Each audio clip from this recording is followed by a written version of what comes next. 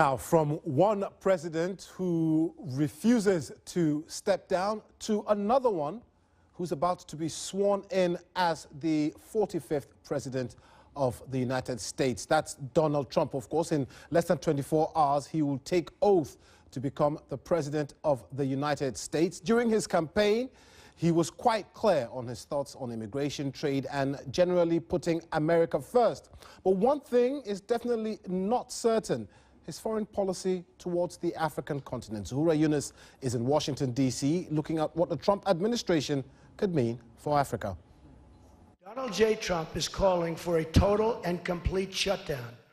Building stronger ties with Africa has not featured prominently in his campaign. For some, having a president who is successful in business will enhance opportunities for American business. But will it really make a difference, particularly on trade? This fine art gallery in Maryland promotes African talent here in the U.S. Hassan, its owner, remains positive about how his business will flourish. Well, Trump and his administration will not have any impact on my business, just as the Obama administration did not have any impact.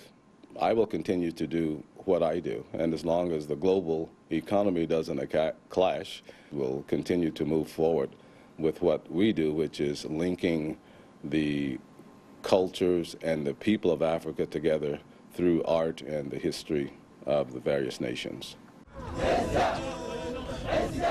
The U.S. have been highly involved in counter-terrorism in Africa, including the fight against LRA in Uganda and Al-Shabaab. However, it has been quite reluctant to get involved in DRC, Burundi and Rwanda. There were accusations about, what he had done to certain... But what kind of relationship should Africa have with the U.S., especially when it concerns security? Will he be interested in counter-terrorism in Africa? He's already declared his intention to really fight ISIS. We know that if you look at the East African region, the Al-Shabaab is a major issue. He definitely has to engage the leaders in that region to be able to see how he can counter the penetration of such people getting into those countries and then eventually coming to the U.S. The caliber of Trump's cabinet has raised a lot of eyebrows, with many worried about what this will mean for Africa. Before he enters the White House, many Africans living here in the U.S. and in the continent are eager to know Trump's agenda on American policy towards Africa. But the majority believe that his hardline ideas might face major challenges.